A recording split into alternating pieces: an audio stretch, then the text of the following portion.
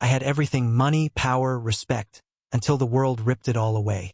Broke, alone, and running from the wreckage of my own making, I stumbled into a forgotten town called Redemption. I thought I'd hit rock bottom. I had no idea. Rock bottom was just the beginning. You never think you're going to lose everything until you do. I used to be someone. Suit tailored like a second skin. Rolex tight on my wrist. Mercedes purring at the curb. Boardrooms lit up when I walked in. Phones rang. Deals closed. Champagne popped. I lived faster than I could think. Rich, powerful, bulletproof. Or so I thought. Until the recession hit like a sledgehammer through a stained glass window. I didn't even see it coming. One day I was on top of the world, giving interviews about market resilience. The next, I was sitting on the floor of my penthouse. The penthouse I no longer owned. Staring at foreclosure papers and wondering how it had all collapsed so fast. It wasn't fair. It wasn't supposed to happen to me. But the thing about life, it doesn't give a damn about your plans. Or your pride. I wish I could tell you I handled it well, that I dusted off my shoulders, got back up swinging. Hell no. I spiraled. I drank too much, slept too little. Pushed away the few people who tried to help. The nights blurred into each other, one bad decision crashing into the next. And then, the final punch to the gut. My so-called friends. The ones who toasted me at every rooftop party. Vanished like smoke. They weren't friends. They were spectators at a gladiator match, and when I fell, they found better seats. One chilly November night, I stood outside what used to be my office building. Empty-handed. No job. No address. No clue. That's when it hit me, cold and clean. You have nothing left. Not even a future. So what do you do when you're nothing? When the whole damn world moves on without you. You drive. Anywhere. Everywhere. Nowhere. Which is exactly what I did. I packed a few things into the back seat of a car I couldn't afford to insure anymore, turned the key, and drove until the highways looked unfamiliar and the radio played songs I didn't recognize. I was chasing something. Or maybe I was running from it. Didn't matter much at the time. Days melted into each other. Cheap motels, truck stop meals, endless stretches of asphalt buzzing under bald tires. I started counting states like tally marks on a prison wall. Somewhere outside Flagstaff, Arizona, I realized I hadn't spoken to another human being in 3 days. That's when the storm hit. Came out of nowhere. Black clouds boiling up over the desert. The kind of rain that feels personal. It pounded the windshield, and the wipers, ancient and shrieking, barely made a difference. Visibility, zero. I must have taken a wrong turn because suddenly the road beneath me turned from asphalt to gravel to nothing. The tires spun. The car jolted sideways. The world tilted. Then crunch. I sat there for a second, blinking, heart hammering against my ribs. The rain hammered harder. Lightning split the sky in white-hot veins. I was stuck. Brilliant. Stranded in the middle of nowhere. Broke. With a busted car and a storm that didn't seem to care if I existed. I leaned my forehead against the steering wheel and laughed. A short, ugly sound. This was it. The universe's final joke. Look at the big man now, I muttered to the darkness. Nice empire you built. Real sturdy. Lightning flashed again, and that's when I saw it. A flicker of light. Not from the sky. From the distance. A house? A cabin? Couldn't tell. But it was there, bobbing like a lantern in the mist. I stared at it. My gut twisted with a feeling I couldn't name. Hope? Fear? Both? I grabbed my jacket, shoved open the door, and stumbled out into the storm. If this was the end, fine. But hell if I was going to die sitting still. The rain stung like 1,000 needles, soaking me through before I made it 10 steps. My sneakers squelched with every stride. The mud pulled at my feet like it wanted to drag me under. The light bobbed in the distance. Steady, almost patient, like it was waiting for me to catch up. My mind whispered warnings. Don't. Turn around. Stay with the car. But my feet kept moving. Maybe it was desperation. Maybe it was some stubborn flicker inside me that refused to give up. Closer now. I could make out a building, weather-beaten wood, a slanted roof, one sad porch light casting a shaky glow. It wasn't a house, not really. More like an old diner that forgot to die when the highway moved on. I stumbled up the porch steps. The door hung slightly ajar. Inside it was strange. The air smelled like old coffee and burned toast. A jukebox in the corner flickered, stuck on a silent loop of broken songs. and behind the counter stood a man. He looked like he'd been carved from driftwood. Tall, wiry, hair like silver thread, eyes sharp enough to cut glass. He wiped a glass with a threadbare towel, not even glancing up. I opened my mouth to speak, but before I could, he said, "Long way from home, ain't ya?" His voice was dry, rough as the desert. I hesitated, dripping water onto the cracked linoleum. "Yeah, you could say that." He finally looked up. His eyes locked onto mine, and it was like he could see everything, the failures, the anger, the bone-deep tiredness. All of it. "Sit down," he said, jerking his chin toward the counter. Something about the way he said it made arguing feel stupid. I slid onto a stool. It wobbled under my weight. Without asking, he poured me a cup of coffee. Black. No cream, no sugar. Steam coiled into the air like smoke signals. I wrapped my hands around the cup, grateful for the heat. For a while, neither of us spoke. The rain battered the windows. The jukebox kept flickering. Then he said, almost to himself, "Funny how the world likes to strip a man down before it shows him who he really is." I stared into the coffee. "Yeah, well, I don't like what I'm seeing." He chuckled, a dry, brittle sound. "That's because you're looking at the wrong part." I didn't know what to say to that. Didn't even know why I was still sitting there, listening to this cryptic old man in a diner that should have been condemned a decade ago. Maybe because there was nowhere else to go. Maybe because part of me didn't want to go back. He set down the glass he'd been polishing and leaned across the counter. His face was all sharp lines and shadows. "You think losing your fortune was the end?" I blinked. "How did you?" "Boy," he said, with a half smirk, "you wear it like a damn badge." I swallowed hard. "I built it," I said defensively. "From nothing. I earned every dollar." "I believe you." He nodded. "And then you made the mistake every man makes." I frowned. "What's that?" "You thought it meant something." Silence. The words hung between us, heavier than the rain, heavier than anything. "You ain't your money," he said, voice softer now. "Ain't your title. Ain't your car, your condo, your tailor-made suit. Strip it all away and what's left? That's who you are."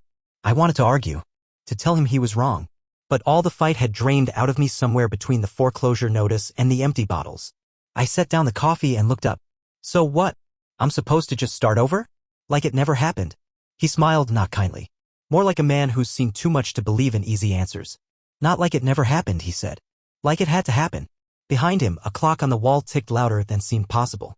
A second. Another. Another. "You want a second chance?" he asked. I nodded slowly. "Good," he said. "'Cause you're gonna get it. One way or another." Lightning split the sky, bathing the diner in stark white for a heartbeat. And when the darkness rushed back in, the old man was gone. The diner was empty. And I was sitting there alone, steam rising from a cup that suddenly smelled like smoke and ashes. I staggered up from the stool, my heart thundering.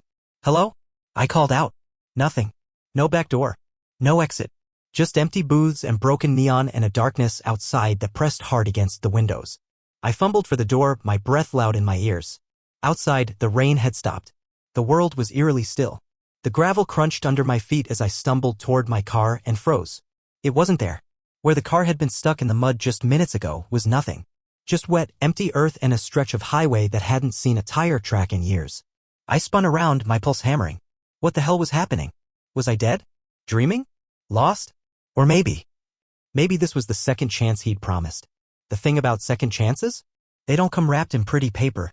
They come with teeth. I stood there for what felt like hours, the cold sinking deep into my bones.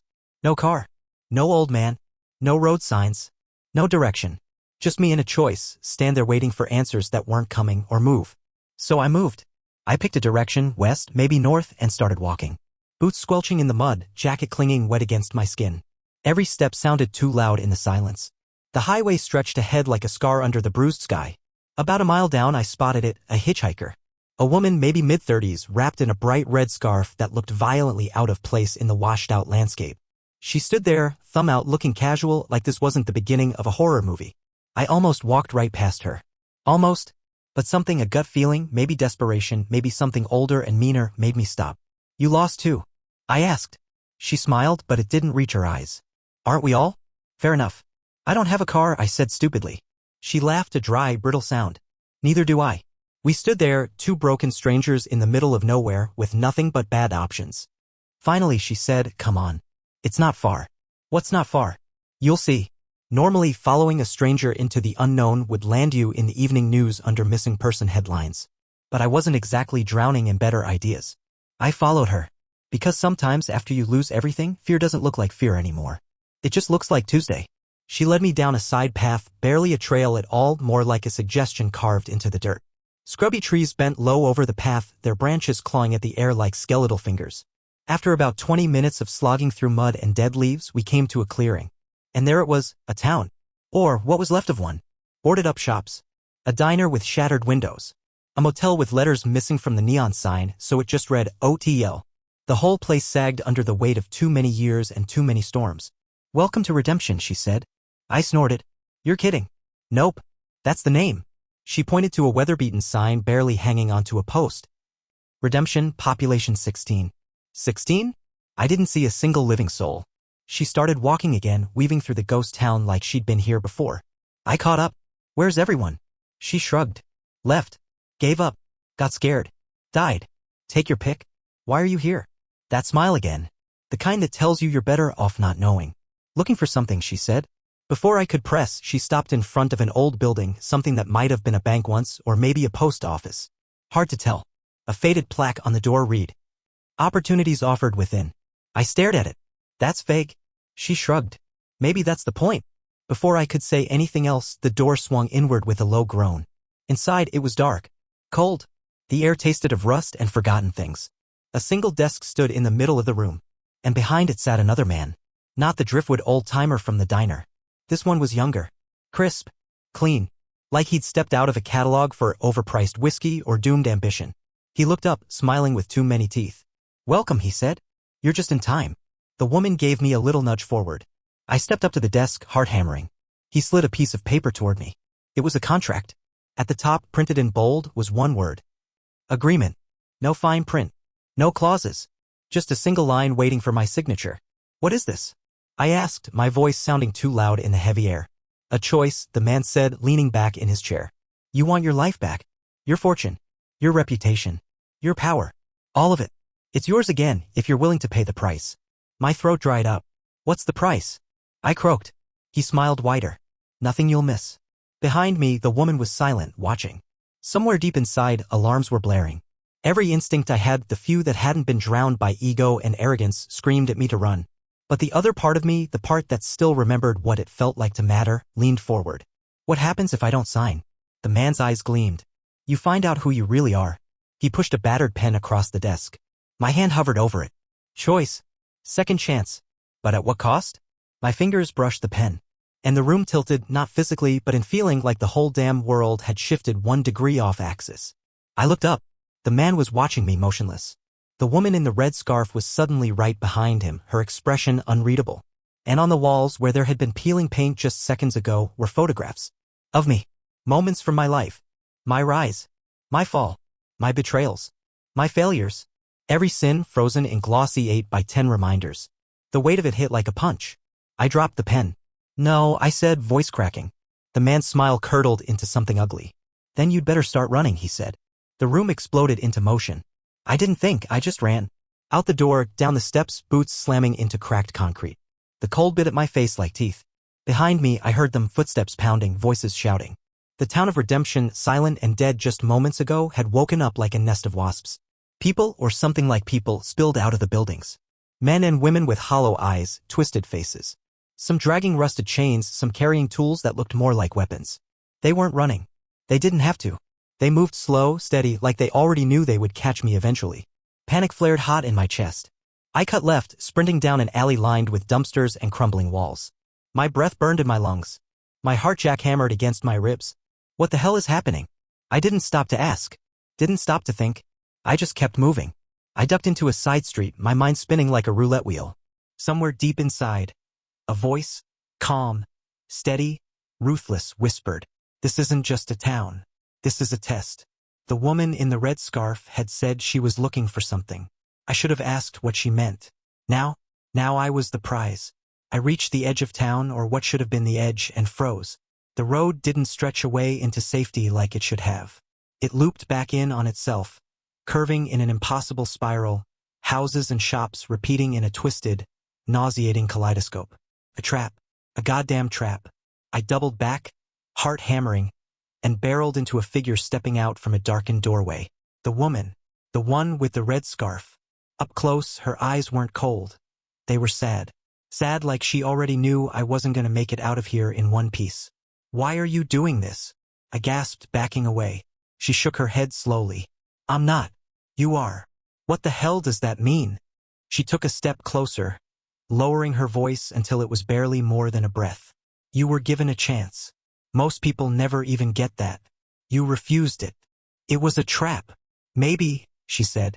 "Maybe that's what makes it real." I staggered back. Behind her, the hollow-eyed people were closing in. Trapped. Pinned. The weight of every bad choice I'd ever made slammed into me at once. All the people I'd used, all the corners I'd cut, all the lines I'd crossed and laughed about afterward. This wasn't just about money, or pride, or even survival.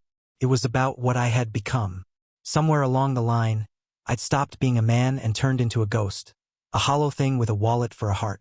I looked at the woman, at the others, at the endless spiral of broken streets and broken dreams. Start over, or be swallowed. I clenched my fists, nails digging into my palms. "I'm not done," I said, voice shaking but real. The woman tilted her head. For the first time, she smiled. A real smile, soft and knowing. "Good," she whispered. The world shuddered. The spiral around me cracked. A spiderweb of fractures spreading through the sky, the earth, the very air. I squeezed my eyes shut, and when I opened them, I was somewhere else. I lay on my back in a field of tall grass, the sun blazing overhead. The air smelled like rain and wildflowers. In the distance, mountains clawed at the horizon. No town, no spiral, no hunters, just peace. I sat up slowly, heart still thudding like a war drum. Was it over? Was this another trick? My fingers brushed something in the grass beside me. A small leather-bound notebook. I picked it up, hands trembling. On the first page, scrawled in uneven handwriting, were 3 words. Build something better. No instructions. No map. No cheat codes. Just a blank book. A blank life. And maybe, just maybe, the chance to write a different story this time. One where I didn't measure worth by bank accounts or brand names. One where I didn't lose myself chasing things that never loved me back. One where failure wasn't the end, but the beginning. I stood up, the grass brushing against my legs like a baptism. For the first time in longer than I could remember, I smiled. A real one. Broken, battered, but alive. It was time to build. Time to start over. And this time, I wasn't going to let fear drive the car. Starting over sounds heroic when you say it out loud. In reality, it's messy. It's picking dirt out of your cuts with shaking fingers. It's counting pennies in a gas station bathroom because you can't afford coffee. It's waking up with no roof, no plan, and no promises. But it's real. And after everything I'd been through, I craved real like a man dying of thirst craves rain. The first town I stumbled into wasn't even a town. Just a smear of humanity clinging to the edge of a river, trailers, tents, a few sagging buildings. A place people forgot about long before I ever showed up. I figured I'd stay a night, maybe 2, long enough to get my bearings. Turned out life had other plans. The man who found me was named Ray. Big guy, missing a couple teeth, wore the same battered denim jacket every day. He caught me digging through a half-broken vending machine behind the only diner in town. "You hungry, or just nostalgic?" he asked, arms crossed. I blinked, caught between shame and anger. "Little of both." He chuckled, a warm, scratchy sound. "Come on, coffee's cheap. So's dignity." I followed him inside, mostly because it was warmer. Ray slid a chipped mug across the counter to me, filled to the brim with something that tasted almost like coffee and a little like burnt rubber. I didn't care. I drank it like salvation. "You knew?" he asked. "Yeah," I said. "Passing through." He nodded like he heard that a lot. Passing through's a lie most folks tell themselves. I didn't argue. He wasn't wrong. We sat in silence for a while, watching the diner's only other customer. A woman in a janitor's uniform. Scrub a ketchup stain off the counter like it personally insulted her. Finally, Ray leaned back in his chair. "You handy with tools?" I shrugged. "Depends. You need something fixed?" He grinned. "Roof leaks. Gutters sagging. Generators half dead. You got 2 hands and a brain that ain't leaking out your ears. You're already qualified." I laughed. It surprised both of us. "Can't pay much," he added, "but it beats starving." I thought about it. About the blank notebook burning a hole in my back pocket. About the words written inside. Build something better. This wasn't where I thought I'd rebuild my life. Not even close. But maybe rebuilding didn't start with blueprints and big speeches. Maybe it started with a leaking roof and a cup of burnt coffee. Yeah, I said. I'm in. Ray set me up with a room. And by room, I mean a section of an abandoned church with a mattress on the floor and a bucket for a toilet. Still better than sleeping under the stars. The next few days blurred together. Fixing shingles. Clearing gutters. Hauling scrap metal to the edge of town. The work was hard. Honest.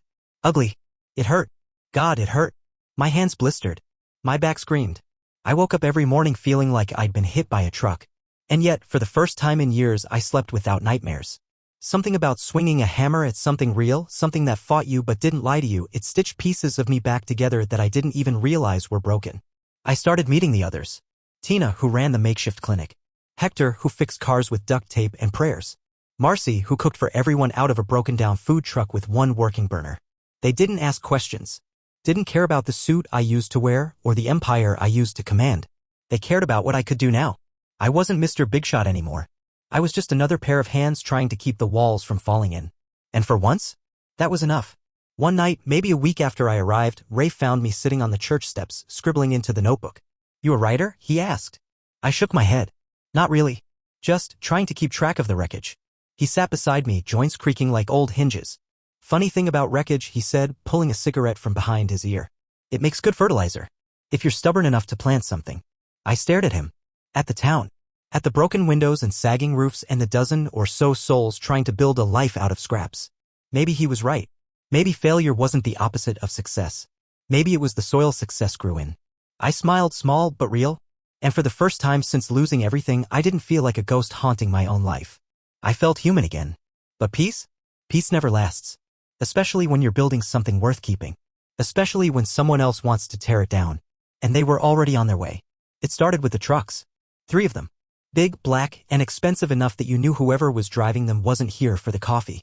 They rolled into town one dusty afternoon, engines rumbling like thunder. We all stopped what we were doing. Even Marcy put down her frying pan. Ray squinted at them from the porch of the diner, cigarette dangling from his lips. Well, hell, he muttered. Trouble's here.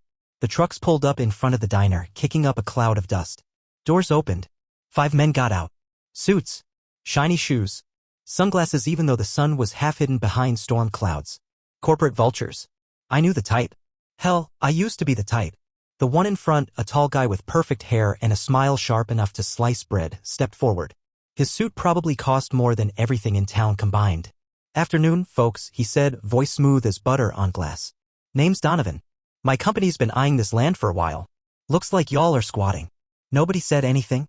Ray just crossed his arms and stared at him like he was sizing up a pig for slaughter. Donovan smiled wider. We're offering a generous relocation package. Cash. Bus tickets. Help finding new places to live. It's all very humanitarian. Translation, get out or be dragged out. I felt the anger bubbling up inside me, hot, violent, and dangerously familiar. The same anger I used to weaponize in boardrooms. Ray spat into the dirt. Ain't nobody moving. Donovan chuckled like he found that cute. You might want to rethink that. We've got the paperwork. We've got the legal muscle. You're trespassing. I stepped forward before I could stop myself. You've got greed, I said. Nothing more. Donovan's eyes flicked to me. His smile faltered just a hair. And who might you be? He asked. Nobody, I said, and meant it in the best way possible. Well, Mr. Nobody, he said, slipping his hands into his pockets, you've got 48 hours. After that, things get unpleasant. He turned on his shiny heel, whistling a happy little tune as he climbed back into his truck. The convoy rumbled out of town, leaving behind silence thick enough to choke on. Ray turned to me. You just painted a target on your back, he said. I shrugged. Was already wearing one. We held an emergency meeting that night in the old church. Everyone showed up, even old man Tucker, who hadn't left his trailer in months. The room buzzed with fear and anger. We can't fight them, Marcy said, wringing her hands. They'll bury us in court papers. Or worse. Tina nodded. They have money. Lawyers. Cops. We have each other, Hector said stubbornly. I sat in the back, letting them argue, letting the fear build. And when it started to reach a boiling point, I stood up. I know these people, I said, loud enough to cut through the noise. I used to be these people. Everyone turned to look at me. They don't care about laws. Or fairness. They care about winning. About taking. The only way we beat them isn't by playing defense. It's by making it cost too much to come after us. Ray grunted. You got a plan, genius? I smiled grimly. I do. The next 2 days were hell. We boarded up windows. We laid traps, low-tech, ugly, effective. Tripwires made from old fishing line. Oil slicks hidden under tarps. Spiked boards buried under loose dirt. We turned the town into a fortress. A trap. A message. We weren't going quietly. Meanwhile, I called in favors. Not corporate favors, those were gone with my old life. No, these were dirtier, messier connections. People who hated the system as much as I did now. They came. They brought cameras, drones, microphones. If Donovan wanted a fight, he was going to have one on the evening news. And then we waited. The sun set like blood spilled across the sky. The first truck rolled in just after midnight. They thought it would be easy. A little intimidation. A little force. They thought wrong. The first wave hit the tripwires, tires shredded, boots sent flying. The second wave slipped on oil slicks, crashing into each other like Keystone cops. We didn't fight fair. We didn't fight pretty. We fought desperate. And desperate fights are the deadliest. By dawn, the town was still standing. Battered, bloody, bruised, but standing. And the cameras caught every second of it. The footage went viral. It hit the news before Donovan's lawyers even made it to a courthouse. Small town fights, corporate Goliath. Underdogs refused to bow to greed. The public loved it. Petitions flooded in. Donations. Offers of legal aid. Donovan tried to spin it, but you can't polish a turd when the whole country's watching you step in it. He backed off. They all backed off. We won. Not because we had more money. Not because we were stronger. But because we refused to kneel. When the dust settled, Ray clapped me on the back hard enough to knock the wind out of me. "You're one stubborn bastard," he said. I grinned. "Takes one to know one." He laughed deep and real. And for the first time in my life, I wasn't laughing because I won something. I was laughing because we all did. But even victories have scars. And not all of them heal the way you expect. Because while we beat Donovan's company, not everyone was happy about it. And some enemies don't wear suits. Some of them wear your face. Victory felt good. It tasted like fresh coffee, sounded like laughter in the streets, smelled like grilled meat and burning wood. For a while, redemption lived up to its name. We patched roofs. We repaired windows. We fixed each other. Slowly, painfully, beautifully. I was no longer the stranger passing through. I was part of it, a brick in the wall, a hand in the fire, a thread in the weave. And for the first time in forever, I didn't want to be anywhere else. I thought the storm had passed. I was wrong. It started small. Missing supplies. Flat tires. Tools left out and mysteriously broken. At first, we blamed bad luck. Wear and tear. Stupid accidents. But then Hector's garage caught fire. And it wasn't an accident. Someone poured gasoline through the back window and lit it up. We put it out before it reached the diner. But it was enough. Enough to send a message. We weren't safe. Not yet. We held another meeting in the church. The air was heavy, thick with fear. This wasn't corporate, Ray said, voice low and dangerous. This was personal. We all knew it. Someone inside. Someone we trusted. That was the worst part. The betrayal didn't come from outside. It came from us. A seed of suspicion was planted that night. It grew fast. It turned friends into suspects. Neighbors into threats. Redemption started to crack from the inside. Exactly what they wanted. I sat on the church steps later that night, staring up at the stars, the notebook heavy in my lap. Built something better. Was that even possible anymore? Had we won just to lose ourselves? I didn't notice the footsteps until they were close. It was Marcy. She sat down beside me, handing me a chipped mug of coffee. "You think it's over, don't you?" she said. I didn't answer. She sighed. "It's not. It never really is. But that's not the point." I looked at her, confused. "The point isn't winning," she said, her voice steady. "It's choosing to stay. Choosing to fight for it. Every damn day." I closed my eyes. She was right. Redemption wasn't a prize. It wasn't a banner we could hang. It was a choice. A promise. A fight we'd have to keep choosing even when it got ugly. Especially then. We set traps again. We set watches. And when the saboteur struck again, trying to torch Tina's clinic, we caught him. It wasn't a stranger. It was Jeff. One of our own. Turns out Donovan's company hadn't completely backed off. They found a weakness. Offered Jeff a way out, a fresh start, some money, a clean record. He took it. He cried when we confronted him. Begged for forgiveness. Ray wanted to run him out of town. Some wanted worse. But I stood up and said no. Because if redemption meant anything, it had to mean forgiveness too. Even for the ones who almost broke it. Jeff left anyway, head down, shoulders slumped. He disappeared down the highway without looking back. And the rest of us? We stayed. We stayed because starting over doesn't happen once. It happens every day. It happens in the small choices.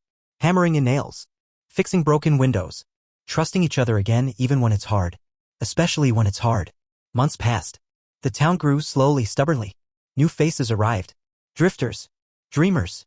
Fighters. Some stayed. Some didn't. But the ones who did understood something the world had forgotten. Success isn't about never falling. It's about refusing to stay down. One spring morning, after fixing a fence that had blown down in a storm, I sat on the church steps again. The sun was rising, painting the sky in colors so beautiful it hurt. I pulled out the notebook. Its pages were almost full now, not with regrets, but with plans. Dreams. Wins. On the last page, I wrote, I lost everything once. And in losing it, I found what matters. I found people who don't give up. I found a place that refuses to die. I found myself. This time, I'm building something that lasts. I closed the book and tucked it into my jacket. I stood up, the rising sun at my back. Redemption wasn't perfect. Neither was I. But we were both still standing. Still fighting. Still choosing to start over. And that, more than money, more than success, more than anything, was true victory.